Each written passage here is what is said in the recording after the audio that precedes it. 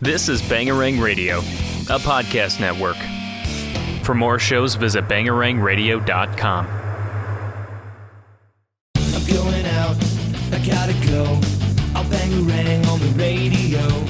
So turn it up, I'm telling you. I think I'm ready for something new. Hey, hello, it's nice to meet ya. Hey, come in and have a slice of pizza. Hey, hello, it's nice to meet ya. Hey, come in and have a slice of pizza. You're listening to Pop Punk and Pizza on Bangarang Radio. Hi friends, Jacques LaMore here. Unfortunately, I have some bad news. When we were recording episode 2 of Pop Punk and Pizza, when I went to save the video footage after we were all done, my program just all of a sudden quit on me. And when I opened it back up, it didn't save the video. So all I have is the audio podcast, which I'm about to play for you. So hopefully episode 3 we won't have that video footage trouble. But anyway, enjoy episode 2 of Pop Punk and Pizza here on bangarangradio.com with Louder Now. Hey, well, welcome to the second episode of Pop Punk and Pizza. I am Jacques LaMore, your host. And first of all, I want to say thank you so much to everyone who listened to the first episode with Jeremy Marisi, and also for tuning into this second episode, obviously. Special thanks goes out to my friends and that came out to Mantino Oktoberfest just last week. The projection actually had a little reunion, so that was a little fun, and I got to play some acoustic songs, so that was fun too. And today's show is featuring a band called LOUDERNOW, which is coined as Chicago's premier emo cover band. So let me introduce. We'll go in a row here. This is you guys can say your names. How about that instead of me doing it? Because I think you could probably represent yourselves better than I would represent you. That's a fair assumption. My name is Gary. I sing and play guitar in LOUDERNOW. Okay. My name is Steve, and I play drums. I'm Keaton, and I sing and play guitar as well. All right. So there you have it. They are from, like I said, LOUDERNOW, and you guys are actually new. We are. Yeah. And we'll get into that later on, but I'm super stoked to have you guys here on your first show. And we just, obviously, you can probably see on the cameras, if you are watching this, that we are eating pizza. So I ate a bunch of pizza already, but there's like one slice left. So, but and that's what we do here at Pop Punk and Pizza. This show, if this is like your first time watching, which this is only the second episode, but pretty much what we do is different people from the pop punk community come on. We talk about what's going on every week, and we just hang out and eat pizza. That's pretty much it. That's awesome. That's a pop punk staple, right? Totally. Pizza. We talked about that on the way over here. Yeah. All the different pop punk staples and how pizza's the most important to all those. It is, really. Like that's what makes me like the stereotypical pop punk kid. That's like the one thing. Everything else I don't really do the whole dress like a pop punk kid. At least I don't think I do. But I definitely, pizza part, I definitely do. News team, assemble! It's this week's Pop, Punk, and Pizza News. But first, just like get into like some of the things that have happened this last week. I'm sure you guys, who's Yellow Card fans here? So Gary, Steve, Keaton's okay. Keaton's like this, but Yellow Card is one of my biggest influences. And I'm really, obviously, we talked about this before. It's their farewell tour, or their last album coming out.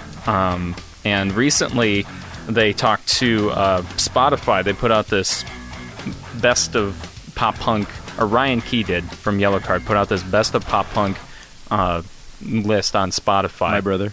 Yeah, well, I was saying that before we went on. I feel like you look here, I'll get a closer look on his face. I feel like Gary, you kind of look like Ryan Key. I mean, I'll take it. You know, I'll throw up a picture up later and we can compare, but I still feel like you look a little bit like Ryan Key.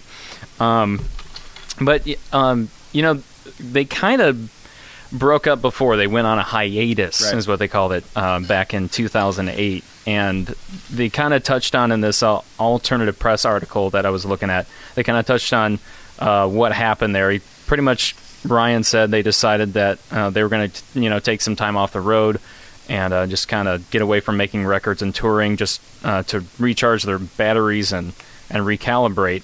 And I kind of always wondered why the hiatus happened, and I guess they said it wasn't necessarily a breakup, because a lot of people actually consider this a second breakup. Yeah. But I guess it was just a hiatus. So this is the first official breakup. This is the first official breakup, I guess. Although I still feel like that other one was a breakup, in my opinion. Okay. I don't know. How long was it? I mean, they didn't do any shows, or they didn't really put out a new record until 2011. So yeah, that's a breakup. 3 years off. I mean, Thrice does that all the time too. That's true. And hasn't Thursday done the same thing? Yeah. They did it for a period of time. Yeah, but they've been on a hiatus for, 15 years now?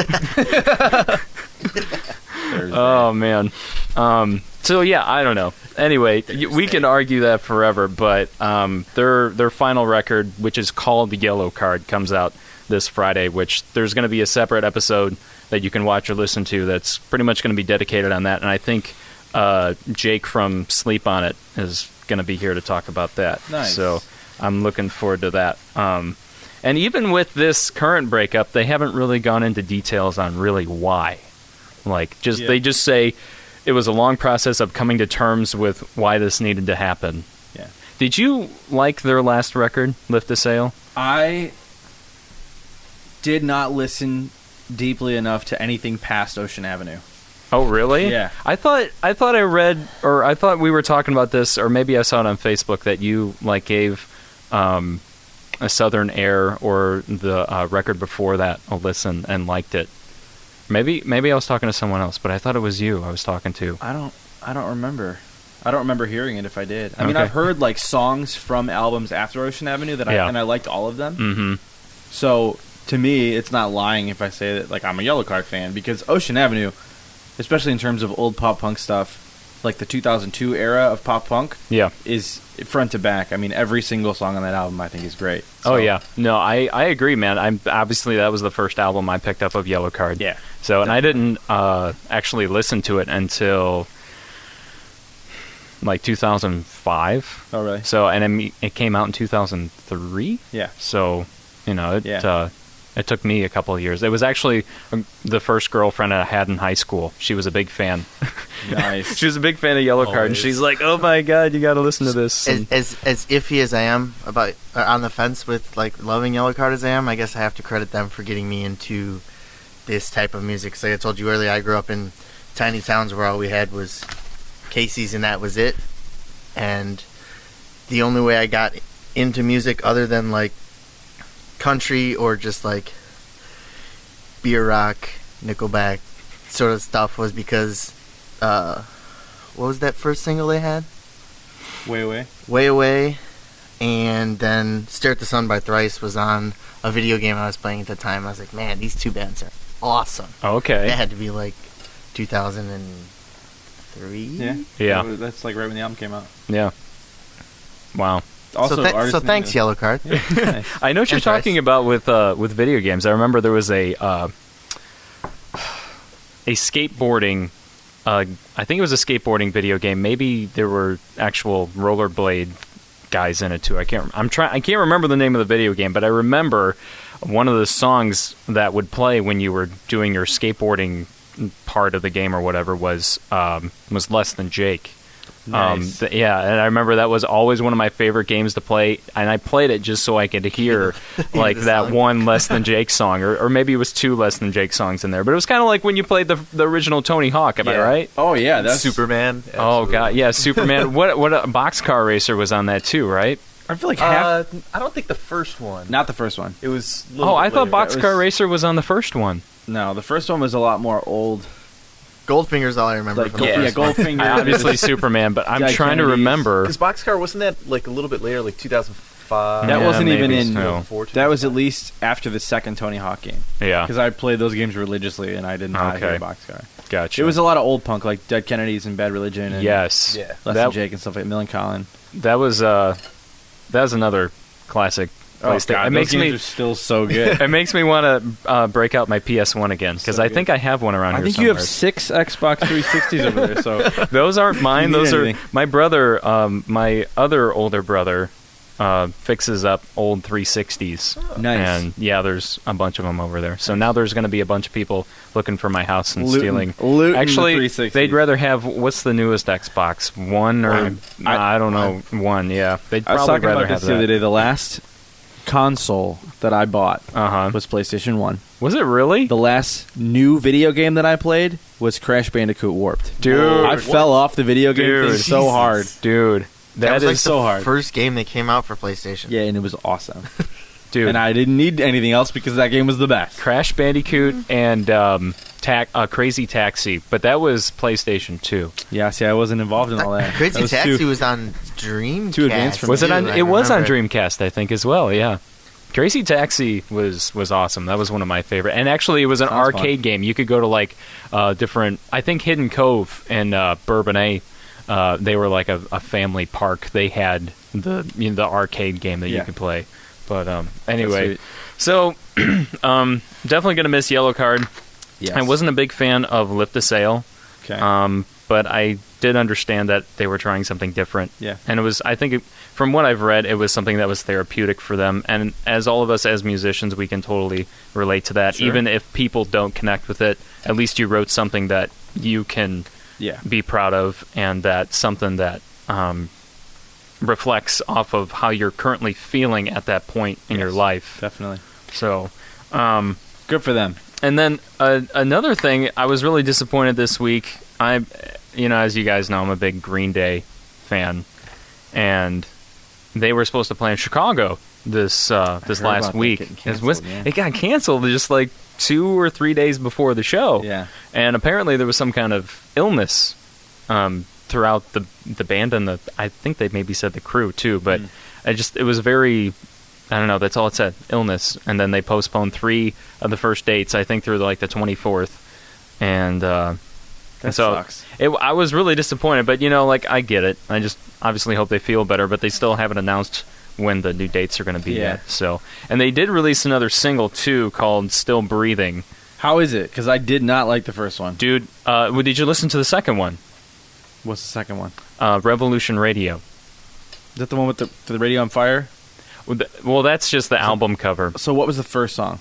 First song was Bang Bang. Okay, that's the one I listened to. Didn't like it. Honestly, the first time I heard it, it's not that I didn't like it, but it wasn't. Usually, you listen to a Green Day song and it usually grabs you right away. It's like ultimately gets stuck in your head that first time. Yes. I listened to it. I'm like, this isn't catchy, Yeah. but I was like, I like the really punk Yeah. dynamic to it. I need very to listen fast. to it again.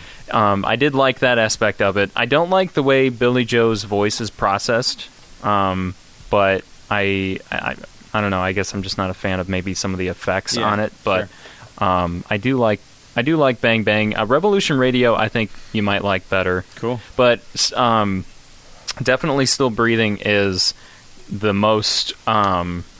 It's way different from the first 2 singles. Okay. It's got a totally different vibe, and I like it the best so Sweet. far. I'm excited to check it out. Yeah, I totally check it out. So that's Revolution Radio, that comes out October 7th. And then obviously another big thing, actually this probably touches with you guys, since you guys do play obviously pop punk covers as well and Louder Now, but you guys primarily play emo. And of course this last week My Chemical Romance put out their 10th anniversary Yes. edition of Black Parade. Did any of you guys listen to that? No. We posted the demos from our Facebook page yesterday. Okay. The unreleased demo things. but Yeah. I haven't actually listened to them. I listened to like the clips of some of them, and it's always cool to hear like the unfinished Yeah. product Yeah. of it all, and it's not necessarily like, oh, that's so cool, they should have done it that way, Right. Because I didn't get that from the clips that I listened to, Yeah. but I still thought it was. I'm gonna boycott it. 'Cause Are you they- gonna boycott They it? scared everyone into thinking they were coming Okay, back on tour. when they announced, when they They put tricked everyone. when they did that, and they put the teaser video out there and the different the picture, I forget what The flag. the flag. the Yes, background. thank you. I honestly, from just some of the things I've read over the last couple of years, I knew there wasn't going to be a reunion. Oh, I totally thought there was. I mean, Everybody did. just because I remember reading an interview with Gerard saying that, Black Parade was actually supposed to be their last album. Yeah. That was supposed to be the finale. And honestly, like, it makes sense. You listen to the record, it's just done so well. Yeah. And it would have been a perfect way to just say that's it. It was probably more because, like, Motion City was doing their final tour, Yellowcard doing their final tour, so everybody probably just thought, hey, they're probably going to do theirs too. Yeah. Yeah, you know what? I can see, I'm not saying I don't see where people were going. I guess it's just my first reaction was there's not anything happening. And another thing I wonder too is if I bet this 10th anniversary release is mainly fueled by the record company and probably not by the band. Yeah.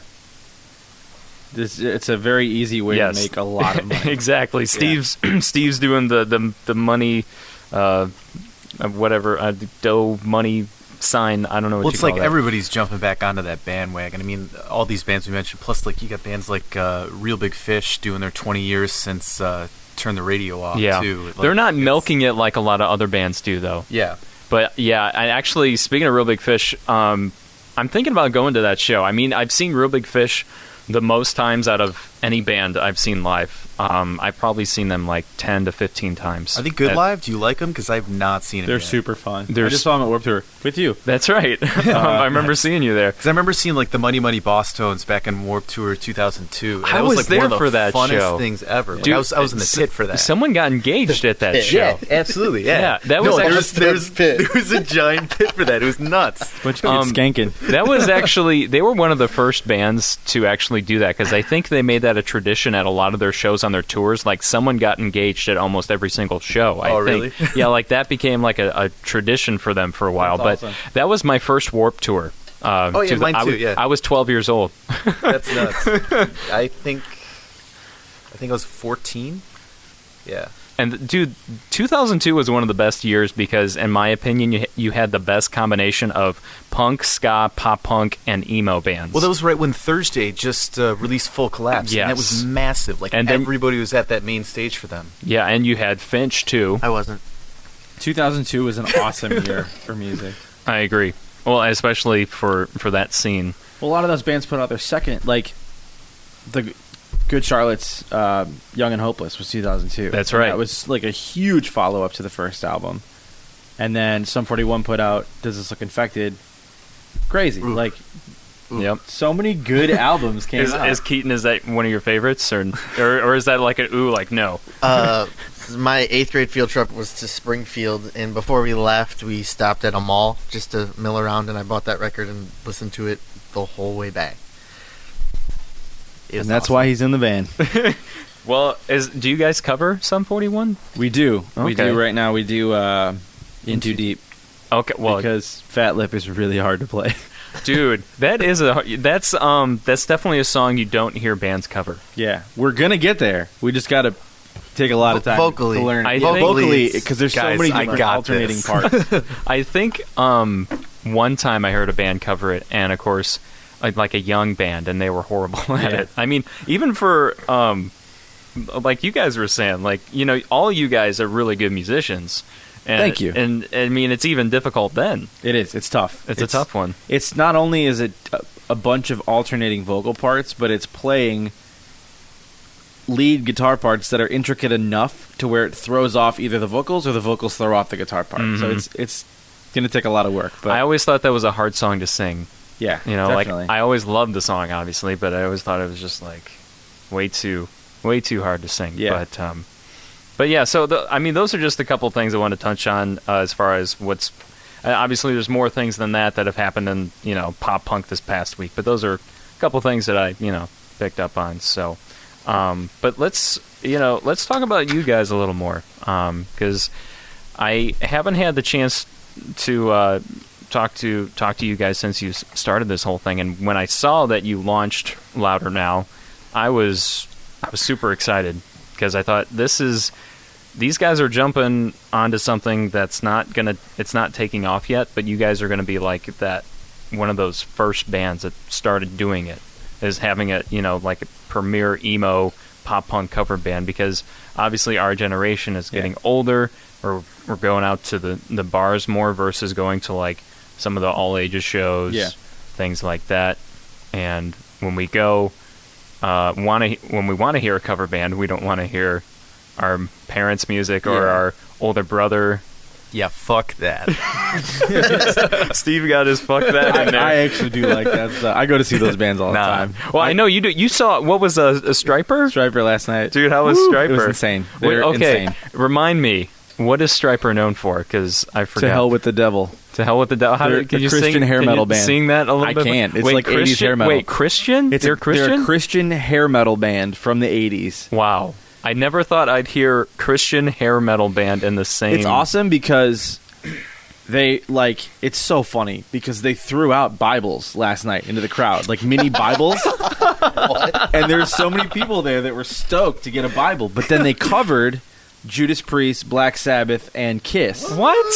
And I was like, this is awesome because you're not some like uptight Christian band that's going to shove what you believe down people's throats. Yeah. You're just, that's what you believe, and you write songs kind of about that, but you can also respect where you came from as musicians. And they even said, like, we wouldn't be a band if it weren't for Black Sabbath and Judas Priest and like all these bands that we grew up listening to. That's true. That's awesome. And they covered it, and they were way better than Black Sabbath because fuck Black Sabbath. That band sucks. I had so many friends that went to their show in Tinley Park a couple weeks ago. Or maybe it's been more than a couple weeks, and everyone was like, "Oh my god, that was so amazing!" And I'm thinking, yeah, sorry if I offended anybody there. I'm just not a fan.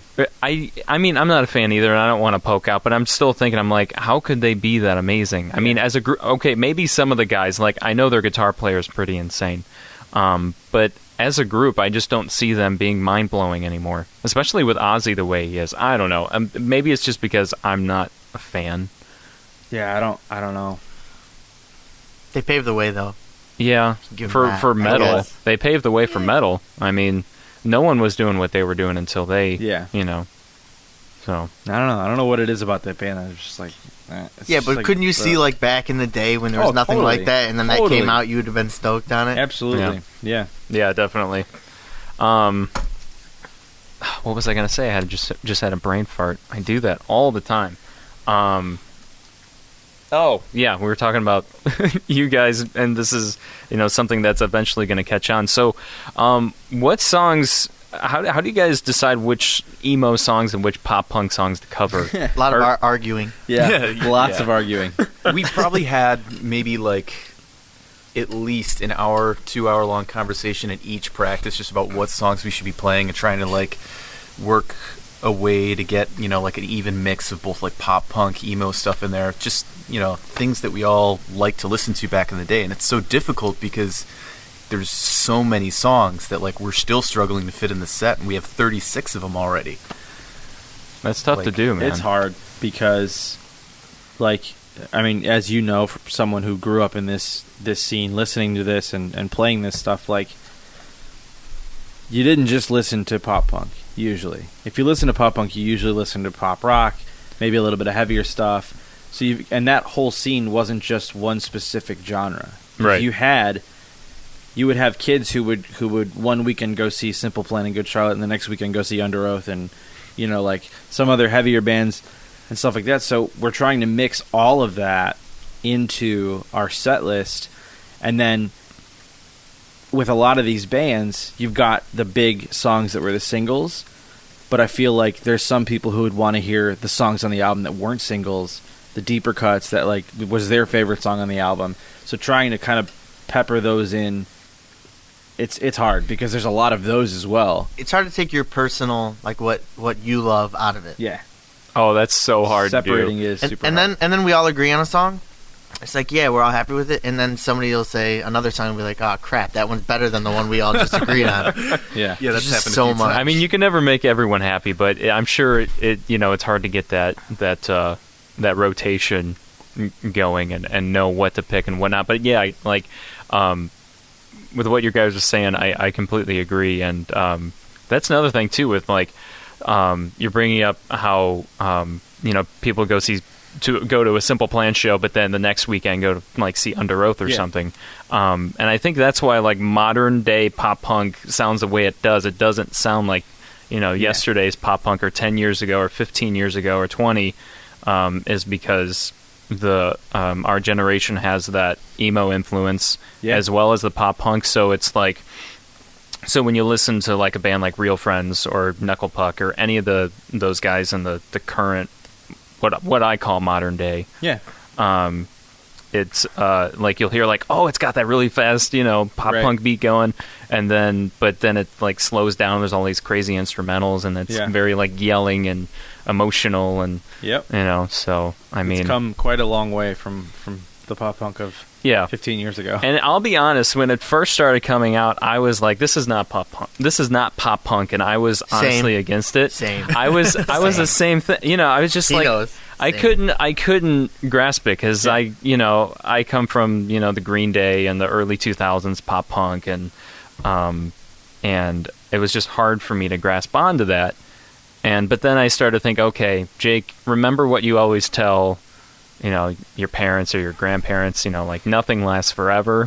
Things constantly change, you know, and that's just how it is. Like rock hasn't obviously stayed the same. No. We could argue whether it's changed for the good or for the, for the worse. Yes. And we could argue the same thing about really any genre, but it's just the fact that nothing stays the same. And it's good that way, obviously, because we don't want to have to listen to the same Newfound Glory and 4 Years Strong, happy for forever. Easy core.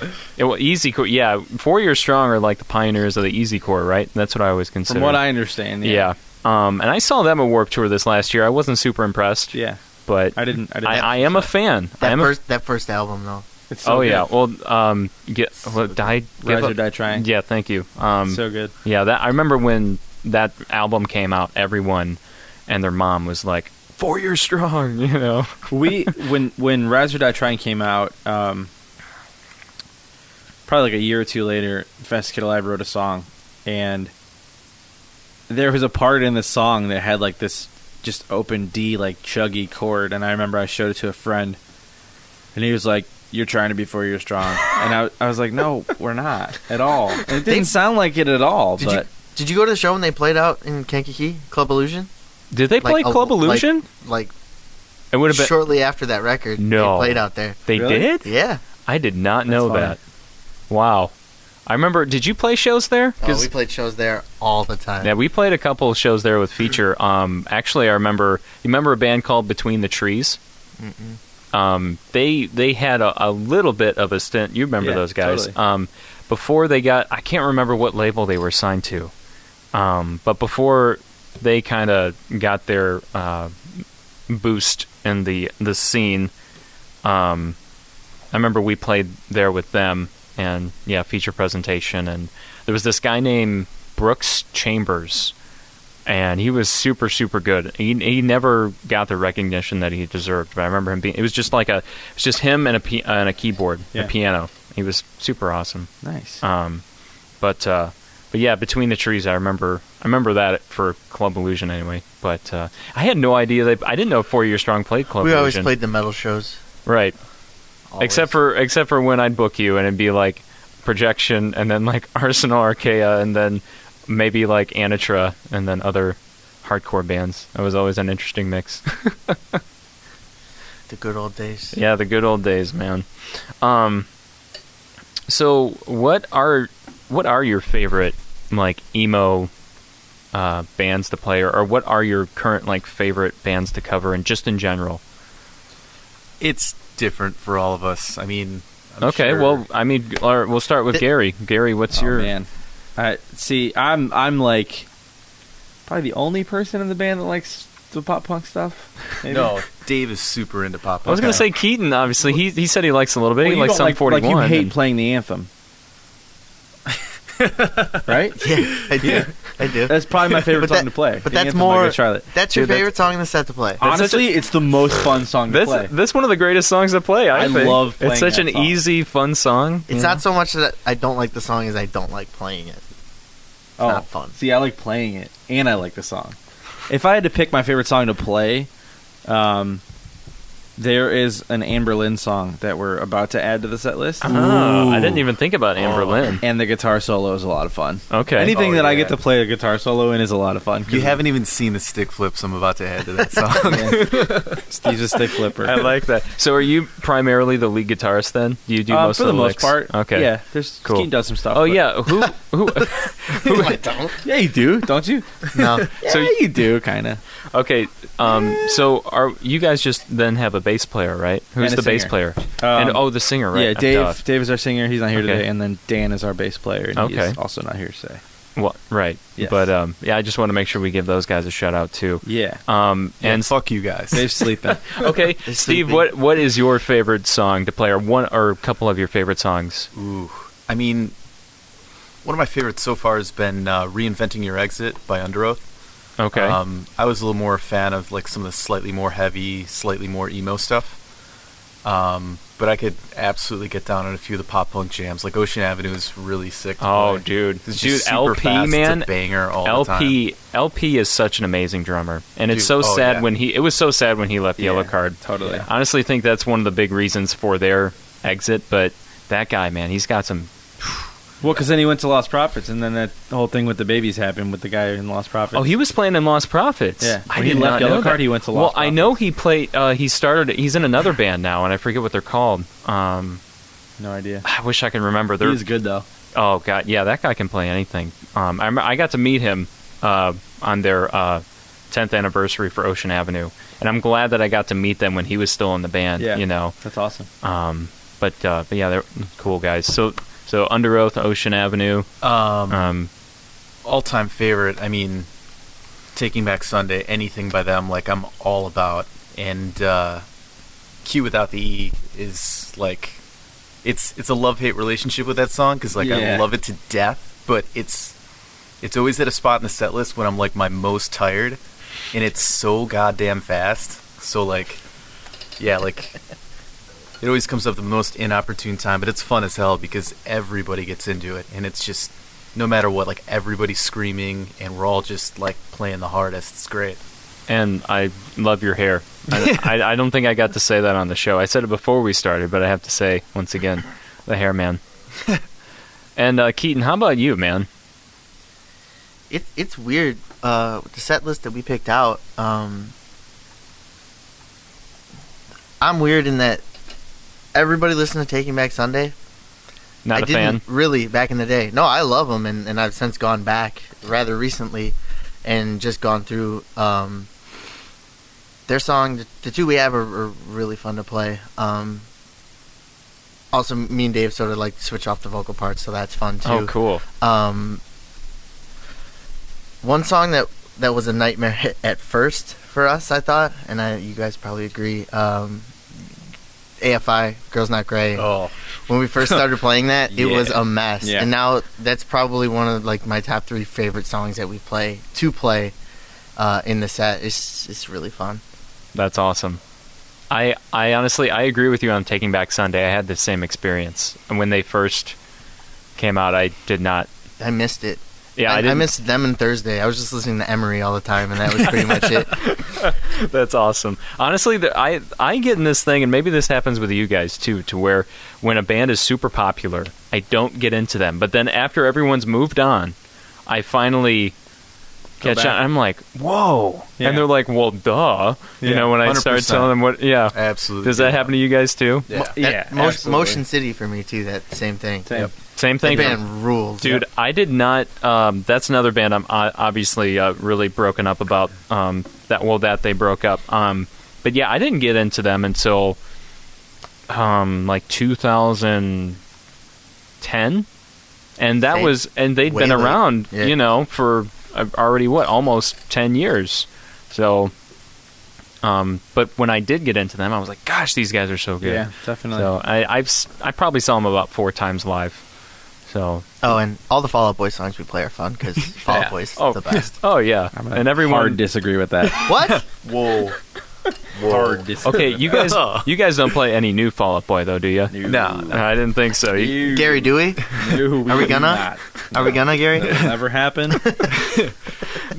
I mean, going there. how could you? There's no pop punk or emo influence in any of those songs. Emo rock, emo pop punk cover band, not like a Hawks game arena music or pop cover band. Stanley Cup final commercial cover top band. 40. Yeah. Now, yeah. we try to. We're really specific about what we're trying to do. Like, we're trying to keep everything in a certain time period, like somewhere around like the 2002, 2003, all the way up to like 2008, 2009 range of those songs. Where like these bands were just starting to get into, like when the scene was developing. Yeah, and it was everyone just had like- the scene hair and the girl jeans. Like and, everybody started, like listening to a bunch of the same stuff in high school, dressing a certain way, and it was just like this giant trend. We're just trying to bring that back because it's nostalgia more than anything. But like a lot of that stuff was really good. yeah. You know what it's going to be for us when we're all old? We're going to be telling our grandkids when they're, when we see them walk in our house with their, tight, skinny jeans on, we're going to say, when I was your age, I had to wear girl pants. They didn't have, you know what I'm saying? Like they didn't have those tight, skinny jeans back in. Another reason that this band is so fun, and this is how we marketed it from day one, is the whole MySpace angle of it. Oh, man. MySpace was such a huge part of this whole scene that we're doing. And man, going back, like I remember we had the initial, like the first couple meetings before we even started practicing, we were like, if we do this, we got to push the MySpace thing super hard and like make it look like we even talked about having our website like designed to look like an old MySpace page, but that's just too much work. Soon. Is that something you're working on? Because I know obviously you're a graphic artist. Yeah, and you I do did websites and stuff. I did all of the marketing for the band and the logo and all that stuff, but then I wasn't about to sit down and make a website. Like it's just not. It wasn't. So worth you're it. passing that on to someone else. Well, we have a different website. We just kind of got rid of that idea. But, okay. But all of the like the teaser stuff before we actually announced what the band was, like we had a MySpace, like an ad, like it was the old MySpace logo, but it said Louder Now, and then a T-Mobile Sidekick where it was like flipped up. I remember that. Yeah, I remember this now. We had an AOL Instant Messenger away message. That's right. I forgot. And then right before, like 2 days before the band actually announced what we were and who we were and what we were doing, I took a screenshot of someone's MySpace from back in the day and used a blurred out picture of us, and then where it says online now and the little blinking thing, it says online soon. So, and it was like a GIF that would play on Instagram, so it would just keep blinking and say, GIF. whatever, dude. Nah. But it was fun, like going back and revisiting all those old. I've heard it's GIF, not GIF. That's probably the safest way to go dude, about it. I don't know. I've heard so many people. GIF, GIF, whatever. We all know what we're talking about. Yeah, no, I do remember the whole MySpace teaser now, and I remember when I first saw that, I was like, "What the hell is happening?" I didn't think, "Oh, it's gonna be an emo cover band." I didn't even honestly think about that. Yeah. So. Well, I don't think we wanted people to know. We wanted to surprise them. And it was really good. It was very mysterious. We also did so when the band actually announced who we were and what we were doing, I made an AP magazine cover with us, so it looked like we were on the cover of AP. I had a lot of people ask me if we were actually on the cover of AP. Same. A ton of people like, holy shit, congratulations. Well, I mean, like, pat on the back. Gary, you got some major hookups, so I wouldn't be surprised if that was actually ended up being true. That would be fun, but hey, it may happen because we've always got things in the pipeline. Yeah. Well, you guys are like I said, you're starting on something before it catches on, and you guys are going to be on top of the wave, in my opinion. I hope so. That'd be sweet. That's what it seems like anyway. And speaking of all this talk about Louder Now, I should mention you guys got a show coming up. If you're watching this before October 1st, that is, and you're in Chicago or the Chicagoland area, you guys are playing Subterranean again, where you had your first show, right? Correct. Okay. Yes. So this is 21 plus. Mm-hmm. It's $8. $8 in advance, 10 at the door. Okay. And tickets at, is it loudernowband.com? It's, right? If you go to ticketfly.com and search Louder Now, all one word, it'll show that okay. ticket for that show. Cool. And obviously you'll hear a lot of the songs that we were talking about. So many songs. Yeah, Yellow Card to Under Oath to Taking Back Sunday to back to probably. Do you guys play Thursday? Not yet. No, we're getting there soon. Soon. That's a tough one. We're getting there. Yeah, it is odd because he has like a really eccentric voice. Yes, but we'll find a way to do it because that is one of the top emo bands that was out there. We got to do at least one of their songs. We've got 4 singers in the band. So literally, I was gonna say you guys must have some awesome like harmonies going on because we try. We spend a lot of time working on like even there's songs that we play that don't have harmonies that we'll add like 3-part harmonies to it because. Hey, why not, man? Why not? And I'm hoping to go out to the show actually because I haven't seen you guys yet. I'm hoping you're at the show too. Exactly, because I got to check you guys out. Super stoked about everything you're doing. So yeah, October 1st, Subterranean, Chicago. It's 21 plus. It's at 9 p.m. Go to ticketfly.com to get your tickets. If you get them before, it's $8. If not, they'll definitely be at the door for $10. Yep. So. It'd be a good time. Yeah, definitely. Sure. And yeah, check out LOUDERNOWBand.com. That's your guys' official website. And you guys have some like videos and stuff of you playing, don't you? Yeah, we've recorded a couple we call them the acoustic apartment kitchen sessions. Yes, just sit that's in my what I kitchen remember. And just do like little acoustic versions of parts of songs and stuff like that. So we've done like Motion City and Fall Out Boy and Cartel and stuff like that. So it'd be cool if you guys did with Motion City done. If you just did like one show completely dedicated to them. We've kicked around the idea of, and it's something that we will be doing eventually, is doing like a band of the month type of thing. Oh, we nice. Play like a block of 5 or 6 songs by one band in the middle of the set. Because I don't think any of us have the patience to learn an entire 2.5 hour set worth of one band's material. That's true. You could always just play like one of their albums or something. Yeah, we could. Yeah, some of the deeper cuts that we usually get to. Yeah, yes. that too. Yeah. Yes, very nice. It'll be fun though to kind of figure out who those bands are going to be, and then I'm already excited about whenever the Taking Back Sunday one happens, is because that's where the name of the band came from. That's it. Taking Back. I was going to ask you, where did the name come from? Louder Now is the Taking Back Sunday album. Oh, okay. So I'm not that big of a Taking Back Sunday fan to know, cool. but you should listen to that album because it's incredible. Okay, I gotta dive. Honestly, I gotta dive back into some of this stuff before I come see you guys, so that way I'm not like completely surprised and completely oblivious to what you're playing. You'll know. I mean, we do a lot of the big songs, the singles. So you'll know a lot of those. I'm sure I will.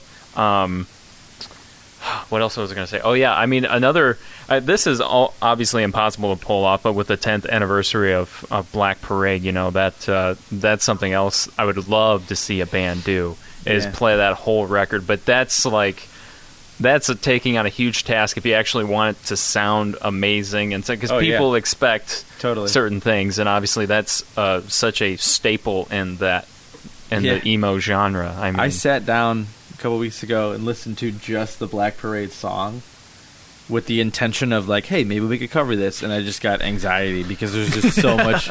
There's so much going on. But which the vocals are so high. Yeah, I've heard that song like twice. Yeah. I remember back in the day when it was on Q101 all the time in Chicago. Up until a couple months ago, Keaton had never heard a single note on that album. Really? Never listened to it. Note. You didn't get into that record at all. Right after 3 Cheers. 3 Cheers, Mm-hmm. I got into like super into just like really, really heavy music. Okay, well that makes sense. I mean, for what the band you were in at the time, and really heavy music, and then Panic at the Disco, secretly away from everyone. I was going to say you band. probably would have been kicked out of the kicked out of Arsenal Archaea if you would have said, "Hey, I'm listening to Panic." They'd be like, "Get the heck out." And speaking of, I remember seeing My Chemical Romance at 2004 Warped Tour, and of course, obviously that was before Black Parade, and after their set. They played in the amphitheater, and after their set, they were taking pictures up in the lawn, and they were covered in fake blood, and they had like these cheerleaders around them, and they were taking these pictures. I remember going up to them, and just I was like 14, so I was like shy and like, oh, I want to say something to him, Right. But I just said, like, hey, cool upset. Like, I didn't know what to say. Right. But it was still just like really random because I was just chilling, and all of a sudden I see them, like I said, covered in fake blood with these cheerleaders right in the lawn area of the it was Tweeter back then, and it was just kind of like weird to walk on or walk upon. Totally. Of course, they weren't as big then, so no, there was no one swarming them either. Yeah, so. I saw them in 2005 at the first Taste of Chaos tour.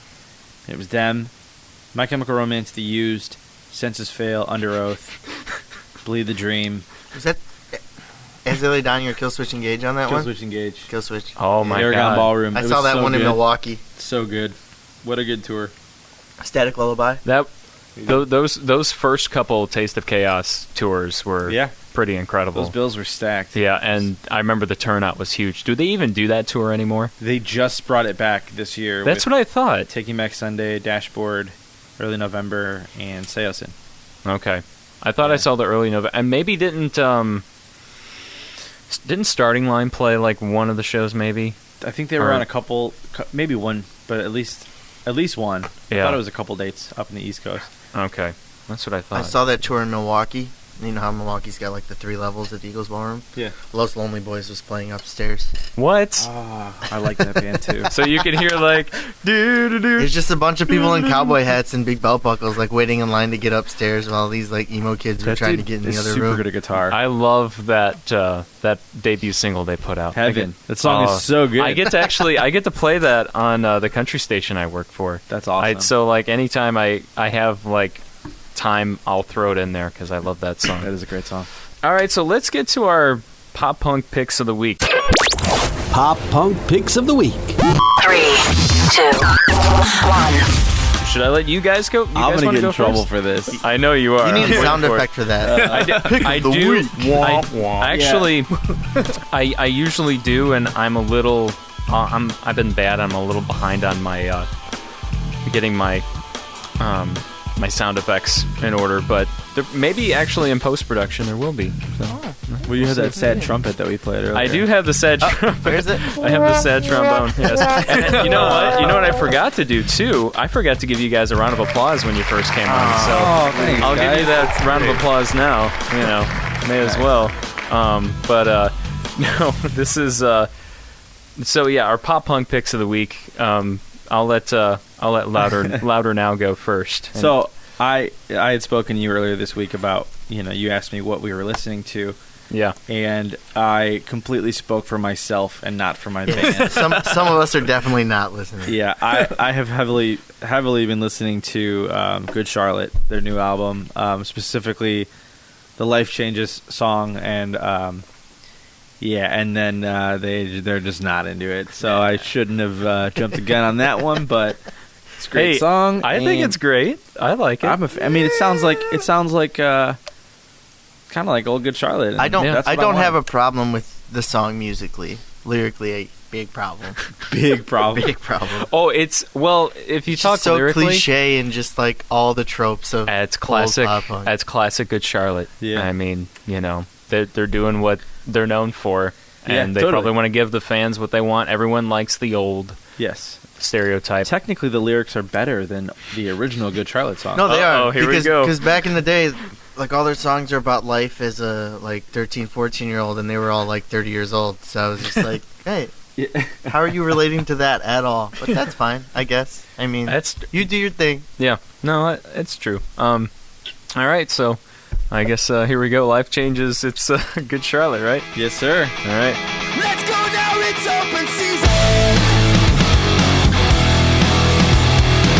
Going through these life changes, gotta keep my feet moving. I'm looking up at the sky. Gonna keep my eyes open, gonna keep my mind racing. I'll keep on trying to fly. We almost died, learning how to survive the fast life. You know they say that nothing lasts forever. You know they said we never stay together. It's a long way down.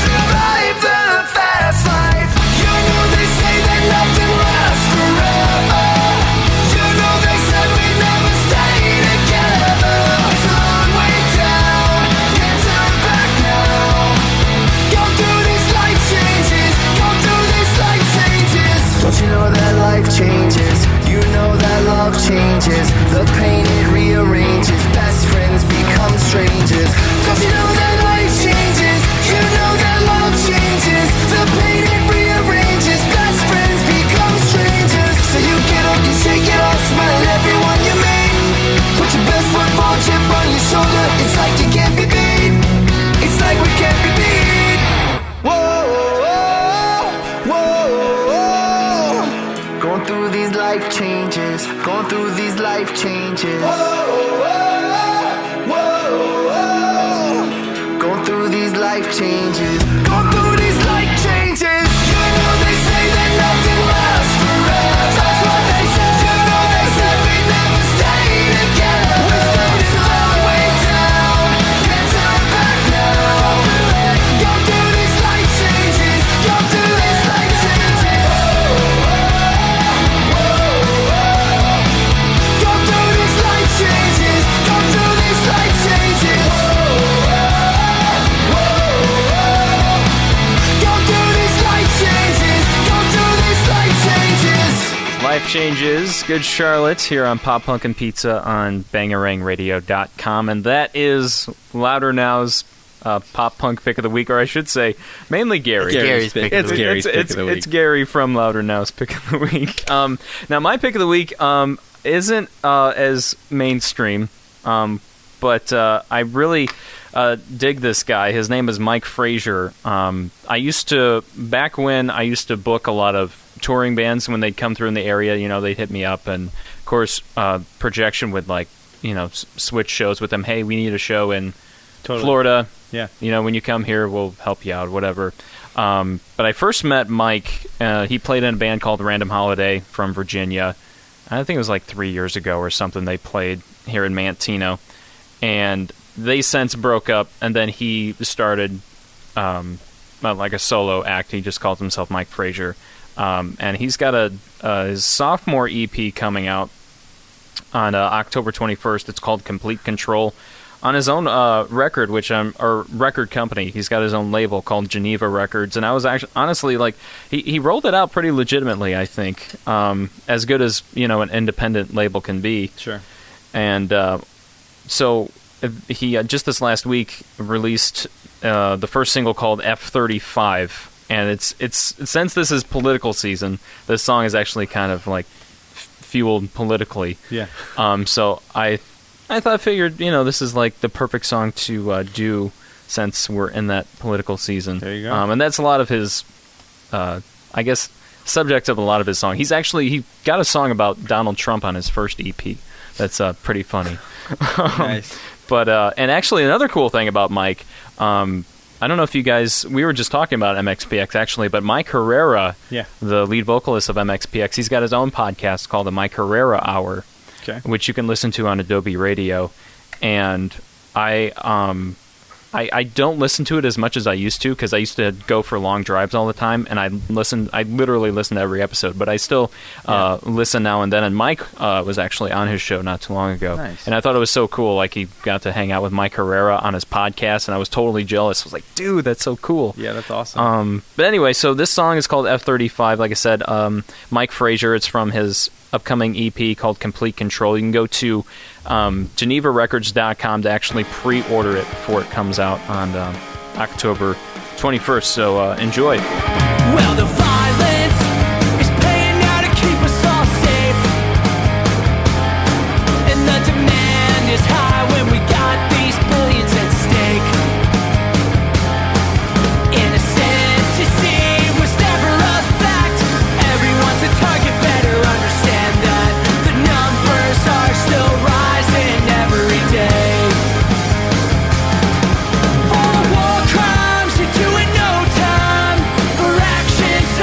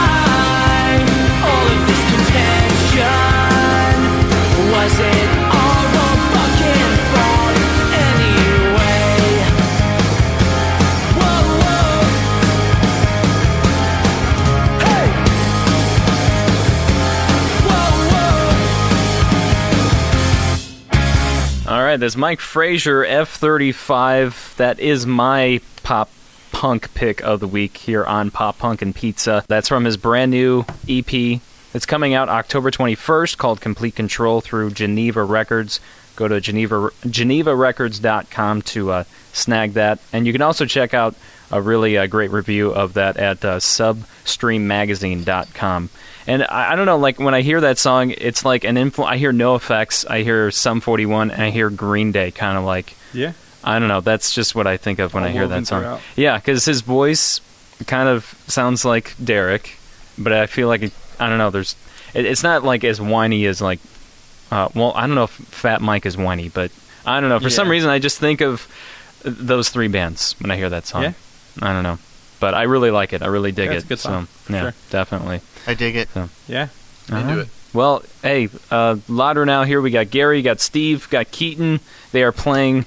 If you're watching this before October 1st, please check them out at Subterranean in Chicago, 9 p.m. It's a 21-plus show, $8 if you go to ticketfly.com before the show. Otherwise, $10 at the door. And they are Chicagoland's premier emo band. They also play pop punk. So Premiere. yeah. We also, if you missed that show, we're playing October 28th at Dirty Nelly's in Palatine, and then November 18th at the Cubby Bear in Wrigleyville. And you never know. Maybe like you guys will like tour the whole country. Probably in a couple. Not. But the October 28th show at Nelly's is a Halloween show, so you should dress up. Ooh. Because it'll be sweet. What do you? Who's playing before that too? Are you guys Into It Over It and Me Without You? Yep.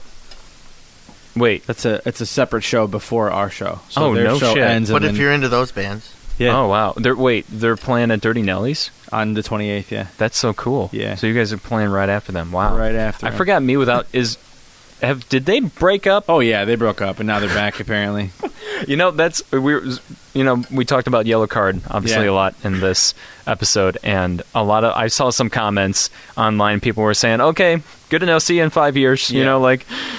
And maybe I wonder if the same thing, if that'll happen with them, or if it'll happen with Motion City When they want to make a little bit of money. right, or they decide whatever other projects they're doing aren't making the money, and they think, well, we could reunite. I mean, a lot of bands have done that called it. We talked about Thrice earlier. That's another one.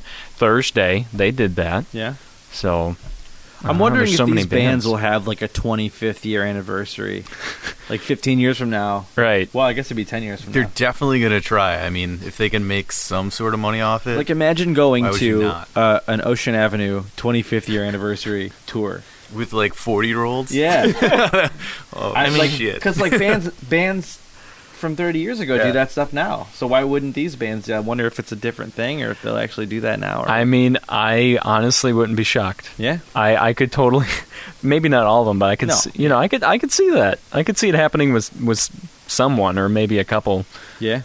Definitely. Because I mean, even like classic rock bands are doing that. Their 40th anniversary or their, whatever it is. So, but yeah, no, I just want to say thank you to you guys for driving down here, because I know I'm considered in the boonies for most people in the Chicagoland area. You are tucked away nicely. I am. Yeah, so it means a lot to me that you guys stopped by, and this was fun. I hope Thank you guys for having us. Yeah, Man. absolutely. Thanks. No problem, and I hope we can do this again. You guys come back. Absolutely. We can talk about other stuff, and maybe if you guys are going to do like a special show just on like Taking Back Sunday or whoever else. So, and yeah, like I said, I'm really hoping to go out to the first. So Awesome. should be a good time. We'd love to have you. We should do 10 more to get you that free pizza. Yeah, we'll do 10 more shows, and 10 more pizzas. Unless, maybe next time we could order like 2 pizzas. 2 pizzas? Speed the process up. Book it up. Yeah, that's what I'm saying. book it Yeah, now. we gotta speed the process up. So, like I said, LOUDERNOWBand.com. Please check those guys out. Also, make sure you follow all the Bangarang Radio social medias, and the Pop Punk and Pizza social medias as well. Twitter is Pop Punk and Pizza Pod. We are on Instagram, Pop Punk and Pizza Podcast. Facebook, obviously. And then, Bangarang Radio. Twitter is at Bangarang Radio. Facebook page and all that. If you want to follow me on Twitter, On Air with JJ, or send me a friend request on my personal Facebook page, that's totally cool. Under Jacques LaMore. Some people know me as Jake. But on my podcast, I'm known as Jacques. So if it would have been my way on the radio, I have to be Jake. But here I can be Jacques. They forced you to be Jake? They did. You don't really hear a guy named Jacques playing country music. Yeah.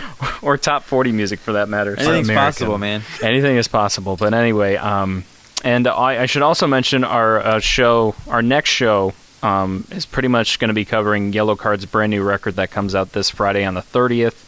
And Jake from a pop-punk alternative Chicago-based band called Sleep On It is going to be here. So it's kind of like having two Jakes in the studio. But he's supposed to be coming by to kind of review that record. So that they just got signed to Equal Vision, and that is awesome. I know. I was going to for them. Yeah, that's cool. That's another reason to have him stop by is to talk about that. I'm really happy for those guys. Yeah, very happy for those. And dudes. I think it's later this month their EP comes out, isn't it? I believe so. Yeah, I think so. Yeah. So Chicago bands are killing it, dude. Yeah, dude. Chicago music scene has awesome never been better.